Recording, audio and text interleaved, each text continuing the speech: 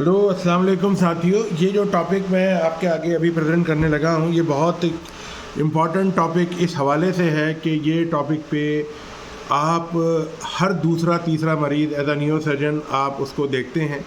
ये एक एजुकेशनल भी है, पेशेंट के लिए भी है, सबके लिए है। मैं हूँ डॉक्टर मोहम्मद कज़्ज़ाफ़ी और आप देख रहे हैं डॉक्टर मोहम्मद कज़्ज़ाफ़ी व्यूज़ और टॉपिक का नाम है इंट्रावेंट्रिकुलर हेमरेज या इंट्रावेंट्रिकुलर हीमाटोमा। इस पे हम बात करते हैं। ये पेशेंट हमारे पास एक मर्द पेशेंट हैं। ये 36 साला मर्द हैं और ये बिल्कुल ठीक ठाक थे। अचानक से इमरजेंसी में तशरीफ़ लाए गए। इनको सीवियर हेडेक था, माइल्ड सा नौजिया भी था और चलने फिरने में बैलेंस बरकरार नहीं रख पा रहे थे। कोई दूसरा और फोकल डेफिसिट यानी कोई और न्यूरोलॉजिकल डेफिसिट हम नहीं देख पाए। वैसे इनका हमने सारी लैब इन्वेस्टिगेशन इमीडिएटली की तो इनका जो है सीबीसी भी विद इन नॉर्मल लिमिट था और पीटी एपीटीटी और आईएनआर भी विद इन नॉर्मल लिमिट हमें दिखा। हमने इन पेशेंट का फ़ौरन से सीटी स्कैन किया जिसमें हमें दिखा कि बोथ लेटरल वेंट्रिकल में ब्लड है यानी हेमरेज है, हीमाटोमा है जो कि थर्ड वेंट्रिकल में भी पहुंच चुका है और एक तरह से ये दरमियाना सा या मॉडरेट सा क्या कहते हैं हाइड्रोकेफेलस वाली सूरत हाल में मरीज़ को ले गया है। ऐसी सूरत हाल में आप किस तरह से क्लासीफाई करते हैं और किस तरह समझते हैं इन इंट्रावेंट्रिकुलर हेमरेजेस को। ये जो इंट्रावेंट्रिकुलर हेमरेज हैं ये क्लासीफाई होते हैं अपना क्या कहते हैं ख़ास तौर पे इंट्रावेंट्रिकुलर हेमरेज प्राइमरी और इंट्रावेंट्रिकुलर हेमरेज सेकेंडरी। अच्छा, ये जो इंट्रावेंट्रिकुलर हेमरेज प्राइमरी होता है इसमें जो ब्लीडिंग होती है वो ख़ास तौर पे वेंट्रिकल्स में होती है और जो है इनका जो जो जो सोर्स होता है या जो जहाँ से मतलब कि ब्लड आता है वो जो है क्या कहते हैं वो आप समझ लें कि वेंट्रिकल की वॉल से ही है। अगर वेंट्रिकल की वॉल में कोई लीजन है, कोई ट्यूमर है, कोई ब्लीडिंग है, कोई भी वेस्कुलर इवेंट है, वहाँ से उफट के वेसल या कोई वहाँ पे ब्लीडिंग हो जाए तो ये प्राइमरी इंट्रावेंट्रिकुलर हेमरेज कहलाता है। और ये तकरीबन सिर्फ 3% होते हैं तमाम स्पॉन्टेनियस इंट्रासेरेब्रल ब्लीडिंग में या हेमरेज में। जो सेकेंडरी इंट्रावेस्कुलर वेंट्रिकुलर हेमरेज होता है ये बहुत ज़्यादा कॉमन होता है। ये आप समझ लें कि ब्लड जो होता है वो वेंट्रिकुलर सिस्टम से में आ जाए कहीं दूसरी जगह से, मतलब ब्रेन के किसी दूसरे हिस्से से अगर वेंट्रिकल्स में दाखिल हो जाए, सबएक्नाइड हेमरेज की वजह से हो जाए, किसी वजह से भी हो जाए, तो ये सेकेंडरी इंट्रावेंट्रिकुलर हेमरेज कहलाता है। ये आपको पता चल गया प्राइमरी इंट्रावेंट्रिकुलर हेमरेज में और सेकेंडरी इंट्रावेंट्रिकुलर हेमरेज में फ़र्क। अच्छा, दूसरा ये कि ये जो पेशेंट होते हैं ये पैथोफिजियोलॉजिकली थोड़ा सा सीक्वेंस आपको समझना है कि ये जो सेरेब्रोस्पाइनल फ्लूइड होता है हमारे जिस्म में ये जो है फिब्रिनोलिटिक एक्टिविटी होती है। इनमें होती है फिब्रिनोलिटिक यानी फिब्रिन को ये तोड़ने वाली इनमें सलाहियत होती है, फिब्रिनोलिटिक एक्टिविटी होती है। और ये जो होते हैं क्या कहते हैं न वैसे इनमें जो है ब्लड को साथ तोड़ने की या ब्लड को ख़त्म करने की सलाहियत नहीं होती। ये बात समझ लीजिए। इनकी जो थोड़ी बहुत फिब्रिनोलिटिक एक्टिविटी है, लिमिटेड सी फिब्रिनोलिटिक एक्टिविटी ज़रूर है इसमें, लेकिन ब्लड के क्लॉट को ये ख़त्म नहीं कर सकता, डिज़ोल्व नहीं कर सकता। तो इसकी वजह से ये काफ़ी ज़्यादा ख़तरनाक हो जाता है और वेंट्रिकुलर सिस्टम में जमा हो जाता है। और वो वेंट्रिकुलर सिस्टम जो है वो वैसे बना है वो सीएसएफ को स्टोर और थोड़ा सा उसको मेंटेन करने के लिए, एक सीक्वेंस को चलाने के लिए। अगर उसमें ब्लड ने आके जगह बना ली तो फिर समझ लें कि ब्लड ने उसकी जगह ले ली है और वो जगह लेकर वो उसको सही काम करने नहीं दे रहा। अच्छा, अब दूसरी बात ये कि ये जो है ये जो अक्यूट ऑब्स्ट्रक्टिव हाइड्रोकेफेलस होता है ना, जैसा कि हमारे मरीज़ में भी हुआ है, तो ये जो होता है ये आमतौर पर बहुत ज़्यादा मॉर्बिडिटी लेके आता है, मॉर्टेलिटी लेके आता है, इंट्राक्रेनियल हाइपरटेंशन कर देता है, इंट्राक्रेनियल प्रेशर बढ़ा देता है और जो कोई ब्रेन उसे कंट्रोल नहीं कर सकता। तो जो है ना दूसरी बात ये कि ये जो कॉन्सेप्ट है कि है ना कि आप ऑब्ज़र्व करें इंट्रावेंट्रिकुलर वॉल्यूम को और फिर ये है क्या कहते हैं ये भी देखा गया है कि जब आप मतलब ये कि सिर्फ ऑब्ज़र्व करते हैं तो फिर वेंट्रिकल वो वैसे बढ़ना तो होता है, वो बढ़ जाता है, तो बेहतर है कि वो ज़्यादा एक हाइट पे पहुंच जाए। मेरी तो ये है कि अगर मैं देखता हूँ ब्लड है, अगर मॉडरेट हाइड्रोकेफेलस है, मैं वेंट्रिक्लोस्मी डाल देता हूँ, क्योंकि मुझे कभी शाज़ व नादिर ही देखा होगा, मुझे तो इतना याद नहीं है कि वो कोई खुद ही रिग्रेस हुआ हो, तो ऐसे में सर्जिकल ऑप्शन बेहतर रहता है। अब इस तरह बोलते हैं कि the concept is further supported by observation that the intra ventricular haemorrhage volume may be associated with communicate decrease in global cerebral blood flow. देखें कितनी बड़ी बात है कि ये भी देखा गया है कि आप जब ना वो उसको ऑब्ज़र्व करने लगते हैं तो ब्लड फ्लो ब्रेन का कम हो जाता है और फिर मॉर्बिडिटी और बढ़ जाती है। तो इसलिए मैं कह रहा हूँ कि ये जो हाइपोथेसिस है, और इस हाइपोथेसिस से तो यही समझ में आता है, अभी थ्योरी तो नहीं है लेकिन ये सोच ही है कि ना कि ये मॉर्बिडिटी और मॉर्टिलिटी को बढ़ा सकता है इंट्रावेंट्रिकुलर हेमरेज की वजह। तो कहने की बात यह है कि जो प्रेशर एग्जर्ट होता है उस क्लॉट की वजह से पेरीवेंट्रिकुलर इलाकों में, यानी वेंट्रिकल के चारों तरफ के इलाके उधर पड़ता है, तो उधर बहुत सारे न्यूक्लियस होते हैं और उनको ब्लड सप्लाई कम होती है, और जिसकी वजह से ना पेशेंट की मॉर्बिडिटी और हम बढ़ा देते हैं।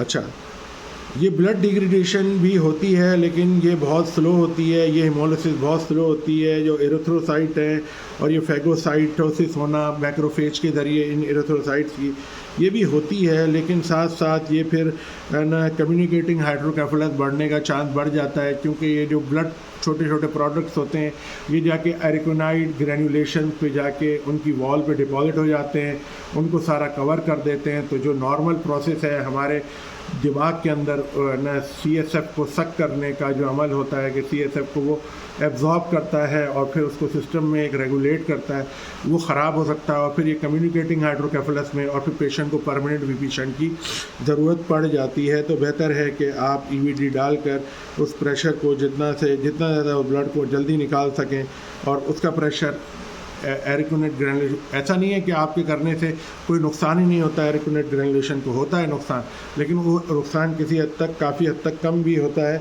बचा भी सकते हैं आप उसके नुकसान से उसको, और सेकेंडरी ब्लॉकेज को आप रोक सकते हैं एरिकोनाइट, और इससे बहुत रिस्क कम भी कर सकते हैं। दूसरा सेरेब्रल वेज़ोस्पाज़म भी कर देता है, तो वैसे भी इसमें अगर आप एड्रेस करें इस इशू को तो बेहतर है। यानी ये जो इंट्रावेंट्रिकुलर हीमाटोमा है ये भी वेस्कुलर स्पाज़म करता है। अच्छा, जो कॉजेज़ हैं इंट्रावेंट्रिकुलर हेमरेज की उसमें मैं थोड़ा आपके आगे रख देता हूँ कि इसमें जो प्राइमरी इंट्रावेंट्रिकुलर हेमरेज है, सेकेंडरी इंट्रावेंट्रिकुलर हेमरेज है। जनाब, जो प्राइमरी इंट्रावेंट्रिकुलर हेमरेज है यानी कि जर्मिनल मैट्रिक्स एज, और न वहाँ पर है मतलब कि जो जो कॉजेज़ हैं न प्राइमरी इंट्रावेंट्रिकुलर हेमरेज के, वो मैं आपके आगे रखता हूँ। देखिए, अगर ये जर्मिनल मैट्रिक्स है तो ये प्राइमरी इंट्रावेंट्रिकुलर हेमरेज कराएगा। वेस्क्यूलर मालफॉर्मेशन है प्राइमरी इंट्रावेंट्रिकुलर हेमरेज। इसके अलावा AVM है प्राइमरी इंट्रावेंट्रिकुलर हेमरेज। सब एपेंडाइमा प्राइमरी इंट्रावेंट्रिकुलर हेमरेज।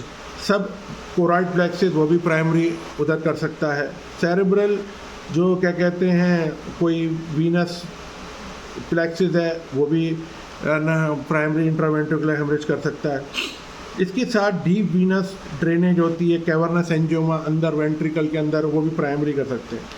ट्यूमर भी जो कुछ कर सकते हैं प्राइमरी में, मैं आप ये बताऊंगा नहीं, प्राइमरी के बता रहा हूँ तो तेज़ी से बता देता हूँ आपको कि पेरीवेंट्रिकुलर या इंट्रावेंट्रिकुलर मैलिग्नेंट ट्यूमर्स होते हैं, जैसे कि मैलिग्नेंट एस्ट्रोसाइटोमा बहुत कॉमन है, पेपिलोमा बहुत कॉमन है, सब एपेंडाइमा बहुत कॉमन है, कोराइड प्लेक्सिस पेपिलोमा बहुत कॉमन है, मेनिंजोमा है इंट्रावेंट्रिकुलर। अच्छा, न्यूरोसाइटोमा है, पिट्यूटरी ट्यूमर जो थर्ड पार्ट जो एरोड काट के थर्ड वेंट्रिकल में चला जाए वो भी प्राइमरी कराएगा। Granular cell tumour, metastasis. इसके अलावा जो कोगुलेशन प्रोफाइल डिस्टर्ब हो, प्लेटिलेट डिसऑर्डर हो और वो इंट्रावेंट्रिकुलर की किसी वेसल से ब्लीड हो तो भी प्राइमरी कंसीडर होगा। वेंट्रिकुलर कैथेटर ने इंसर्ट किया या निकालते हुए आपने हिट कर दिया कोई वेसल को, EVD खास तौर पे। एन्यूरिज्म है, इसके अलावा लेंटिकुलर स्ट्रेट आर्टरी होती है, कोराइडल आर्टरी है, ये सब चीज़ें भी इधर कर सकती हैं। दूसरा बात मैं बताऊँ, सेकेंडरी में मैं कुछ कॉजेज़ आपको जल्दी बता देता हूँ, और मैं बता रहा हूँ कि अब मैं सारे के सारे आपको सेकेंडरी के कॉजेज़ बता रहा हूँ। इसमें हाइपरटेंशन का बहुत बड़ा, हाइपरटेंशन हेमाटोमा बहुत बड़ा रोल है। सब एर्कनाइड एन्यूरिज्म हो, चाहे एंटीरियर कम्युनिकेटिंग आर्टरी का, जो कि सबसे कॉमन है, इंट्रावेंट्रिकुलर हेमरेज 25% कराती है। Internal anterior common carotid artery, anterior communicating artery जो ए कॉम कहलाती है, एंटीरियर कम्युनिकेटिंग आर्टरी जो होती है वो 25% इंट्रावेंट्रिकुलर हेमरेज करवाती है। इसके अलावा फोर्सफुल इंट्रा क्या कहते हैं पेरेन्काइमल हीमाटोमा जो है वो भी इधर बहुत बड़ा रोल है। अच्छा, दूसरा पोस्टीरियर इंफीरियर सेरिबेलर आर्टरी जो है ये भी तकरीबन इंट्रावेंट्रिकुलर हेमरेज करवाती है। A com combine with middle cerebral artery भी करवाती है। फ्रंटल हेमरेज ये जब होते हैं एंटीरियर हॉर्न में तो ये लेटरल वेंट्रिकल में ड्रेन हो जाते हैं। इंट्रा सेरेब्रल आर्टरी का एन्यूरिज्म, ख़ास तौर पे पोस्टीरियर कम्युनिकेटिंग आर्टरी का एन्यूरिज्म और एंटीरियर कोराइडल आर्टरी का एन्यूरिज्म, ये जब ब्लीड करता है तो ये भी इंट्रावेंट्रिकुलर हो जाता है। रप्चर हो जाए टेम्पोरल हॉर्न में तो भी हो जाता है। बेसिलर टिप एन्यूरिज्म जो होता है वो भी इंट्रावेंट्रिकुलर हो जाता है। Rupture directly to hypothalamus third ventricle में वो कर सकता है। वेस्कुलर मालफॉर्मेशन कर सकती है। Cerebellar AVM with deep venous drainage ये कर सकता है। ड्यूरल एवी फिस्टुलास कर सकते हैं। कैवर्नस जो है वो ट्रांससेरेब्रल वीनस ड्रेनेज कर सकते हैं। ट्यूमर कर सकता है। पिट्यूटरी एपोप्लेक्सी कर सकती है। Vasculitis, amyloid angiopathy, coagulation, platelet disorder, trauma, cerebral infection, ये तमाम के तमाम जो है ये आपको ये प्रॉब्लम कर सकते हैं, मतलब कि ये इंट्रावेंट्रिकुलर हेमरेज कर सकते हैं। अब इधर जो मैं आपके आगे बात पेश करने की कोशिश कर रहा हूँ वो ये है कि एक और भी बड़ा इंटरेस्टिंग बात है यहाँ पर कि जो पेशेंट प्रेजेंट करते हैं इंट्रावेंट्रिकुलर हेमरेज से, वो उनके कुछ क्लिनिकल साइंस जो होते हैं वो शो करते हैं कि intra cerebral pressure, intracranial pressure बढ़ाता है, तो उसे आप वो भी एक साइन है कि आप डील करते हैं इंट्रावेंट्रिकुलर हेमरेज को। इलेक्ट्रोकार्डियोग्राफी पे असर पड़ता है, चेंजेस आती हैं इलेक्ट्रोकार्डियोग्राफी पर, वो ये कि फोकल और जनरलाइज जो है वो ST या T वेव चेंजेस आ जाती हैं आमतौर पे इसमें, जो कि आप मिस इंटरप्रेट कर जाते हैं और एक्यूट मायोकार्डियल इन्फेक्शन हो जाता है। तो ये भी आप देखें कि इंट्रावेंट्रिकुलर हेमरेज का ताल्लुक मायोकार्डियल इन्फेक्शन तक पहुंच सकता है, क्योंकि वो ECG चेंजेस तो यही बता रही हैं।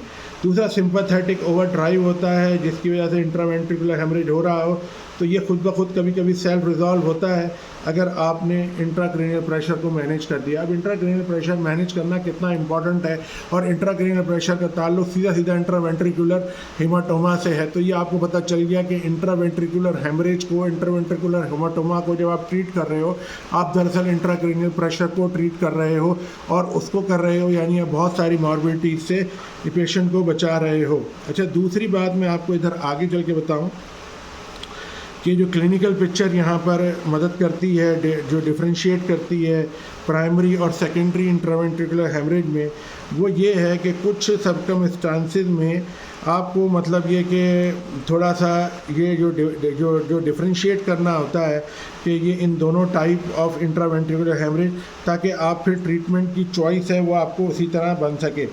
मैं आपको क्लिनिकल फीचर बता रहा हूँ थोड़े से जो हमने नोटिस किए हैं और हमने पढ़े हैं और हमने जमा किए हैं आपके लिए, कि ऐसे क्लिनिकल फीचर जो आपको सिर्फ प्राइमरी इंट्रावेंट्रिकुलर हेमरेज में मिलेंगे और ऐसे क्लिनिकल फीचर जो सिर्फ और सिर्फ आपको सेकेंडरी इंट्रावेंट्रिकुलर हेमरेज में मिलेंगे। थोड़ा सा मैं आपके आगे पेश कर देता हूँ। सबसे पहले जो मैं आपके आगे पेश करूँगा वो प्राइमरी इंट्रावेंट्रिकुलर हेमरेज के जो सबसे मतलब ये कि कॉमन क्लिनिकल फीचर हैं। ये सिम्टम जो होते हैं ये सरप्राइजिंगली समझ लो हल्के होते हैं प्राइमरी वाले, और इसमें minimal size of ventricle size बढ़ता है, बहुत तेज़ी से नहीं बढ़ता। इसमें हेडेक सडन होता है जैसे सब एर्कनाइड हेमरेज का होता है। इसमें वॉमिटिंग होती है पेशेंट को और लॉस ऑफ कॉन्शियसनेस भी हो सकती है, और इसमें मिर्गी के दौरे भी पड़ सकते हैं। और दूसरा कोई फोकल साइन नहीं होता। जबकि अब मैं सेकेंडरी इंट्रावेंट्रिकुलर हेमरेज की तरफ आऊँगा, इसके क्लिनिकल साइन बताने लगूंगा कि जो सिम्टम रिलेटेड होते हैं वो सबएरेक्नॉइड हेमरेज और इंट्राक्रेनियल हेमाटोमा से ताल्लुक़ रखते हैं, वो किस लोकेशन पे हुए हैं। अब आपको खुद कितना बड़ा फ़र्क पड़ा गया कि उसकी लोकेशन से पता चल रहा है कि उसमें डेफिसिट है, फोकल डेफिसिट। इधर फोकल डेफिसिट ही नहीं प्राइमरी में, सेकेंडरी में फोकल डेफिसिट है। ऐसा नहीं कह रहा हूँ कि है ही नहीं, मतलब कि ना होने के बराबर है इसको बिल्कुल, क्योंकि नेवर्क वाली बात तो मेडिकल में यूज़ नहीं होती, हार्डली एवर कह सकते हैं कि हो सकता है मुश्किल से हो। अच्छा, मैं इधर बात कर लूँ कि मैं जल्द ही मैं इंग्लिश में भी लेक्चर शुरू करने वाला हूँ, ताकि एक हमारी दोनों लाइब्रेरीज आस्ते आस्ते चल सकें, उर्दू वाली भी और इंग्लिश वाली भी। मैं उसको कंबाइन रखना चाह रहा हूँ, क्योंकि अगर मैं सिर्फ उर्दू वाली कंप्लीट करूँगा फिर तो शायद उर्दू वाली कभी कंप्लीट नहीं हो, क्योंकि मेरा इरादा तो बहुत सारी टॉपिक्स को उर्दू में बताने का है। अच्छा, अब आप किस तरह से ग्रेड करते हैं इंट्रावेंट्रिकुलर हेमरेज को, इसमें मैं थोड़ा सा बताऊं कि 2 ग्रेडिंग स्केल होते हैं।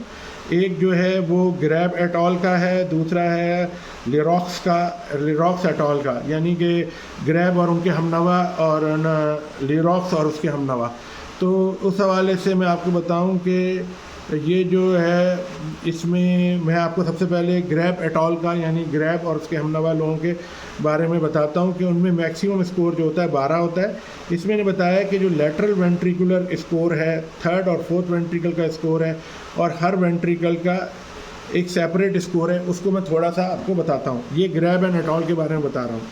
देखिए, ग्रैब और एट ऑल कहता है कि जो लेटरल वेंट्रिकुलर स्कोर है, इसका जो ट्रेस अमाउंट ऑफ ब्लड है और जो माइल्ड ब्लीडिंग है इसमें होती है, मतलब कि ट्रेस अमाउंट ऑफ ब्लड आपको मिला या हल्की सी ब्लीडिंग है, तो लेटरल वेंट्रिकल में बता रहा हूँ, लेटरल वेंट्रिकल में ग्रैब एट ऑल का जो स्कोर उसमें 1 कहेंगे। कब कहेंगे 1? जब अमाउंट बहुत कम मिले या थोड़ा मिले।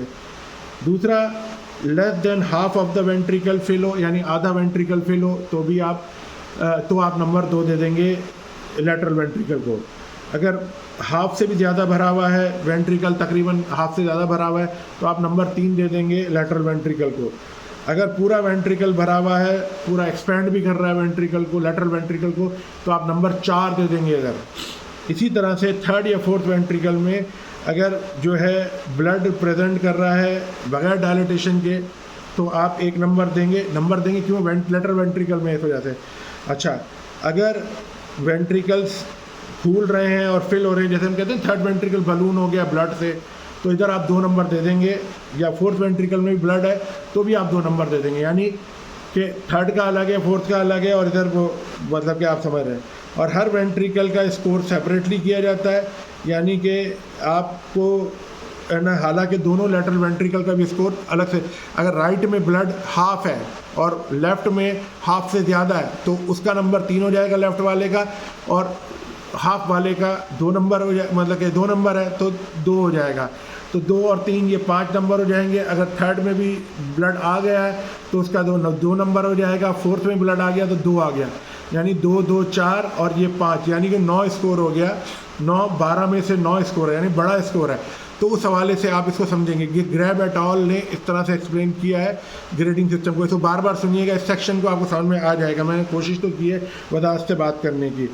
दूसरा जो है वो है लिरॉक्स एट ऑल वाला। वो लिरॉक्स एट ऑल और लिरॉक्स हमनवा जो है वो बताते हैं कि इसमें वो बताते हैं कि इसमें जो सबसे ज़्यादा नंबर होते हैं 16 नंबर होते हैं। वो 12 नंबर वाला ग्रैब एट ऑल, और लिरॉक्स जो है वो 16 नंबर। वो बताते हैं कि लेटरल थर्ड और फोर्थ वेंट्रिकल का अगर किसी में भी ट्रेस ऑफ ब्लड है तो 1 नंबर दो, अगर less than half of the ventricle field है तो 2 नंबर दो, अगर तकरीबन half of the ventricle field है तो 3 नंबर दो, और वेंट्रिकल एक्सपेंडेड और फुली है तो उसको 4 नंबर दो, और फुली होने पे 4 नंबर दे दो।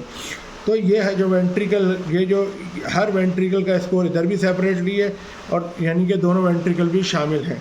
तो ये 16 में से नंबर देंगे आप। तकरीबन तरीका वही है ग्रैब एट ऑल वाला, लेकिन इसने 16 में से रखा है, और उसने तकरीबन चारों को वो अलग अलग कर दिया, यानी कि चारों को 4-4 नंबर दिए। उन्होंने थर्ड और फोर्थ को उन्होंने 2-2 नंबर दिए थे, यहाँ 4-4 नंबर दिए हुए। तो मैं समझता हूँ ये आपको समझ में आ गई होगी। अच्छा, ये जो ग्रेड होते हैं हाइड्रोकेफेलस के, इसको आप कैसे मतलब कि आगे बात करेंगे। देखें, एक साहब हैं जिनका नाम है ड्रिंगर एट ऑल। ये ड्रिंगर एट ऑल बताते हैं कि उनका जो स्कोर है वो 24 है। और उन्होंने जो 24 स्कोर रखा है तो उन्होंने क्या बातें करने की कोशिश की है, मैं उस पर ये कहता हूँ ड्रिंगर हाइड्रोकेफेलस स्केल। ये इसी वजह से मैंने टॉपिक को दोबारा रखा कि सारे ग्रेडिंग स्केल्स मैं आपको बता सकूँ, दोनों के क्लिनिकल सिम्टम्स अलग से बता सकूँ कि ये इंटरनल है कि ये एक्सटर्नल है, सॉरी ये प्राइमरी है कि सेकेंडरी है, और कॉजेज़ भी अलग अलग से बता सकूँ। तो मैंने इसलिए आपके आगे ये प्रेजेंट करने की कोशिश की है। अब ये जो ड्रिंगर हाइड्रोकेफेलस स्केल है इसमें मैक्सिमम नंबर 40 है। इसमें ड्रिंगर और उनके हमनवा हैं एटॉल वाले, वो कहते हैं कि लैटरल का फ्रंटल हॉर्न अगर कोई डायलेशन नहीं है, लैटरल का फ्रंटल हॉर्न कोई डायलेटेशन नहीं है 0, अगर हल्की सी डायलेटेशन है 1, दरमियानी डायलेटेशन है 2, और अगर राउंड हो रहा है और इंक्रीज़ हो गया उसका रेडियस बहुत ज़्यादा, मतलब वेंट्रिकुलर एंगल्स ज़ाया ख़त्म हो चुके होते हैं, सल्कल इफेसमेंट हो गई है लोब में, तो नंबर 3। इसी तरह से एट्रियम जो के होते हैं, आपको पता ही है ना, लेटरल वेंट्रिकल का जो एट्रिया का हिस्सा होता है, एट्रियम का हिस्सा होता है, अगर डायलेटेशन नहीं है तो 0, अगर हल्की है 1, दरमियानी है 2, अगर राउंड हो गया एनलार्जमेंट हो गई है, इफेसमेंट ऑफ द पेराइटोऑक्सीपिटल लोब की इफेसमेंट कर रहा है, यानी उसके जो उसका फेस ज़ाया कर रहा है, तो आपने इधर नंबर 3 नंबर दे देना है। अगर टेम्पोरल हॉर्न है कोई डायलेटेशन नहीं है 0, हल्की है 1, दरमियानी है 2, अगर उसकी विड्थ बढ़ रही है, चौड़ाई बढ़ रही है, नंबर 3, और टेम्पोरल हॉर्न में तो वैसे भी आ रहा है, समझ ले फ्रैंक हाइड्रोकेफेलस से काउंट करते ही हैं, लेकिन आपको ये पता होनी चाहिए। ये एक एडिशनल नॉलेज अगर आपके पास होगी तो आप बात करते हुए अच्छे लगेंगे कॉन्फ्रेंस में, इम्तिहानों में, कहीं पे डिस्कशन में। चौथा जो वेंट्रिकल होता है वो जो थर्ड वेंट्रिकल हम देखते हैं, अगर उसमें डायलेटेशन नहीं है 0, थर्ड वेंट्रिकल की बात कर रहा हूँ। अगर हल्की है माइल्ड है 1, मॉडरेट है 2, दरमियाना यानी कि इंक्रीज है, पूरी बलूनिंग प्रॉपर हो गई है 3 नंबर दे दो। वेंट्रिकल, फोर्थ वेंट्रिकल जो कि चौथा वेंट्रिकल है, उसमें अगर डायलेटेशन नहीं है 0, हल्की है 1, दरमियानी है 2, बलूनिंग पूरा फूल रहा है, तो उधर आप उसे क्या कहेंगे, नंबर 3 दे देंगे। इस तरह से 24 नंबर बन जाते हैं, 1 2 3 4 5 चीज़ों के, इस तरह से ये 24 नंबर बन जाते हैं। 24 में से आप स्कोर देते हैं और वो जो भी उस हवाले से फिर मैनेज करते हैं।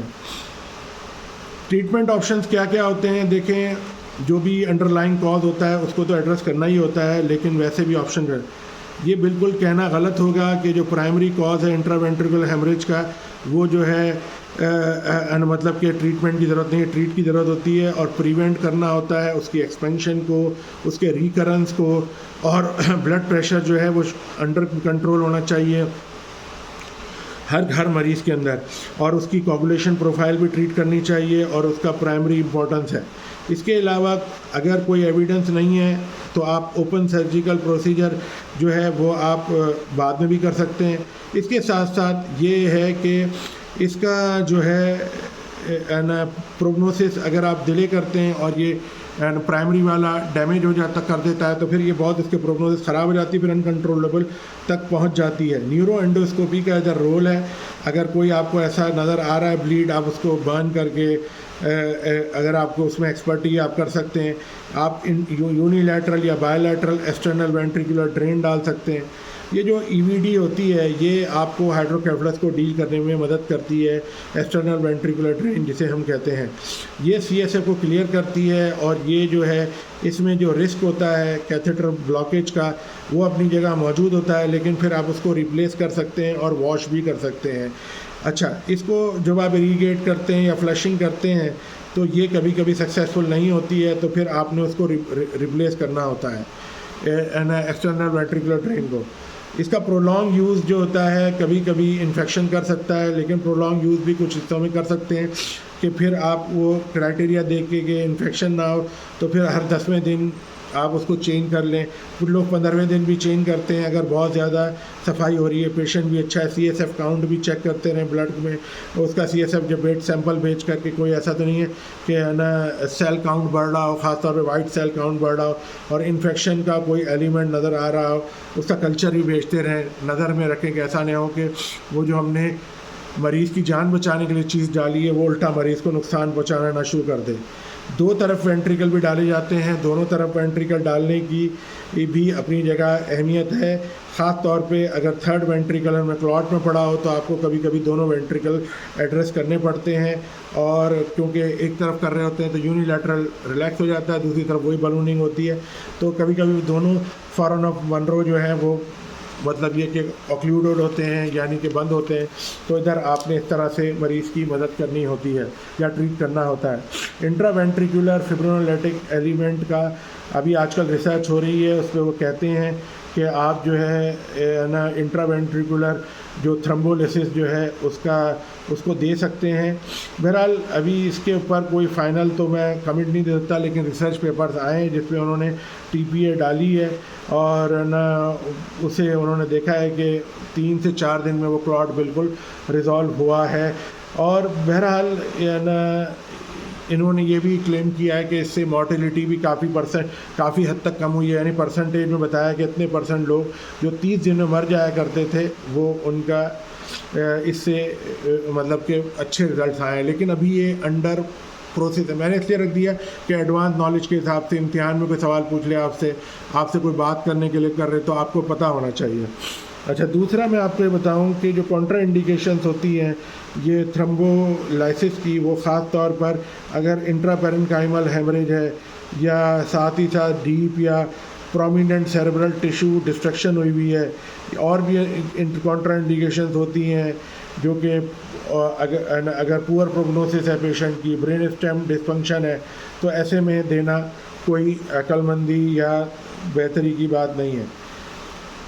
अच्छा, प्रैक्टिकल अप्रोच तो यही है थ्रोम्बोलिसिस की कि ख़ास तौर पे सीटी स्कैन में देखें कि ना पोस्ट इंसर्शन ईवीडी जो है आप थोड़ा डोज दे के देखें, उधर तकरीबन 1 मिलीग्राम पर ml की सॉल्यूशन के साथ टीपीए दिया जाता है, ये 2 to 4 मिलीग्राम तक दिया जाता है, और है ना इसका जो सॉल्यूशन बनेगा 1 मिलीग्राम पर ml यानी 4 ml का 2 से 4 ml आप दे के देखते हैं और उसको मॉनिटर करते रहते हैं, और ना डिलीवरी के बाद ईवीडी से थोड़ी देर 1 घंटे के लिए आप क्लोज़ कर देते हैं ताकि वो टीपीए अपना काम कर ले। 1 घंटा लगता है टीपीए को काम करने, वो टीपीए अपना काम कर ले। उसके बाद जो है वो आप जो है ना उसको ना ये भी नज़र रखें कि आईसीपी कंट्रोल में रहे, बढ़े ना। दूसरा ये कि ईवीडी आप फिर ओपन कर लें और ना उसको मतलब ये कि जब आप ओपन करेंगे तो उसमें से जो CSF आ रहा है उसका कलर देख के उसके थोड़ा सैंपल भी भेज दें कि क्या हो रहा है, और इस तरह 24 घंटे में CSF इसमें आता रहता है। थोड़ा सा इसको 2 सेंटीमीटर डाउन भी कर दें, अबव द ईयर सिर्फ 2 सेंटीमीटर तक रखें, 10 सेंटीमीटर ना रखें ताकि ज़्यादा निकल जाए, लेकिन ऐसा भी नहीं हो कि बिल्कुल कोलैप्स हो जाए वेंट्रिकल्स और आप एक और डायलामा में फंस जाए। ये पूरा हर चीज़ को मैनेज करना है, तो पूरी न्यूरो सर्जरी इन्वॉल्व है। ये ईवीडी को मामूली चीज़ नहीं है, आप पूरा ब्रेन की ट्रीटमेंट कर रहे हैं। इसको अच्छा केस समझ के करें, अच्छा करेंगे तो आगे केस आपको मिलते रहेंगे, बढ़ते। मैंने अच्छी ईवीडीज़ करके अच्छे रिज़ल्ट लेके भी बहुत सारे पेशेंट्स बनाए हैं अपने, पाकिस्तान में भी और पाकिस्तान से बाहर भी। कोई कहता है पाकिस्तान से बाहर पेशेंट बनाने की ज़रूरत नहीं है, लेकिन ज़रूरत पड़ती है। आजकल जॉब्स जो हैं वो आपके काम को देख के ही कंटिन्यू रहती हैं। मैं अगर 15 साल से बाहर हूँ ऐसी जगहों पर जहाँ पे लिटिगेशन बहुत ज़्यादा है, तो बिल्कुल अल्लाह का करम ही होगा, वरना तो एक इंसान की इतनी हैसियत नहीं हो सकती। तो ये अल्लाह का करम ही है। मैं आपके आगे ये बात करना चाहता हूँ कि जो प्रोग्नोसिस होती है इंट्रावेंट्रिकुलर हेमरेज की, ये ज़रूरी नहीं है कि पुअर ही हो, पुअर आउटकम हो सकता है, पुअर प्रोग्नोसिस ज़रूरी नहीं हमेशा हो। आप सेकेंडरी इंट्रावेंट्रिकुलर के साथ भी बहुत अच्छे रिजल्ट ले लेते हैं, एंटीकोगुलेंट ट्रीटमेंट के साथ भी अच्छे ट्रीटमेंट ले लेते हैं। पुअर न्यूरोलॉजिकल कंडीशन भी कभी कभी प्रेजेंट करती है, उसको भी देखना पड़ता है। ये तमाम चीज़ों को आपने इन्फॉर्म करना होता है दूसरे स्टाफ को भी, मरीज़ को भी, मरीज़ के अटेंडेंट को भी और अपने टीम को भी, ताकि हर कोई उसमें फुली इन्वॉल्व हो सके और अच्छा रिज़ल्ट हासिल करने में मदद मिल सके। क्वांटिटी ऑफ द ब्लड कितना आ रहा है, कितनी रह गई है, ये भी डिपेंड करता है। कितना ज़्यादा शुरू में क्वांटिटी थी, वो भी बहुत बड़ा फैक्टर है। आजकल जो सीरीज़ वो हो रही, आजकल जो एक मतलब ये कि मैं आपको बताऊं कि ओवरऑल आउटकम के हिसाब से अगर इंट्रावेंट्रिकुलर हेमरेज की जो रिसर्च हुई है उस पर मैं थोड़ा सा कंसेंसस बता दूं लोगों का, तो ये है कि गुड आउटकम जो है 36 से 54% में है, माइल्ड से मॉडरेट डिसेबिलिटी 40 से 50% में, सीवियर डिसेबिलिटी 13 से 35% में, और डेथ 8 से 25%, यानी 75% तो डेथ से बचा लिया आपने क्या अल्लाह ने बचा लिया, लेकिन ये कि आपने एफर्ट की। और सीवियर मॉर्बिडिटी हाँ ज़्यादा है वो थोड़ी सी, लेकिन वो बच जाता है। लेकिन आप ये देखिए, ये पहलू भी देखें, गुड आउटकम वाले भी 50 तक हैं, और जो माइल्ड टू मॉडरेट वाले भी तकरीबन 50% वो हो जाते हैं। तो कहने की बात ये है कि मिला के 60-65% लोग आप बेहतर कर सकते हैं, सही मैनेजमेंट, सही ट्रीटमेंट, सही अंडरस्टैंडिंग। उम्मीद करता हूँ ये वीडियो आपको पसंद आई होगी। लाइक कीजिए, सब्सक्राइब कीजिए, शेयर कीजिए। बस ये बताना चाह रहा हूँ कि मैं इंग्लिश की वीडियोज़ भी इंशाल्लाह जल्दी ही डाल दूँगा।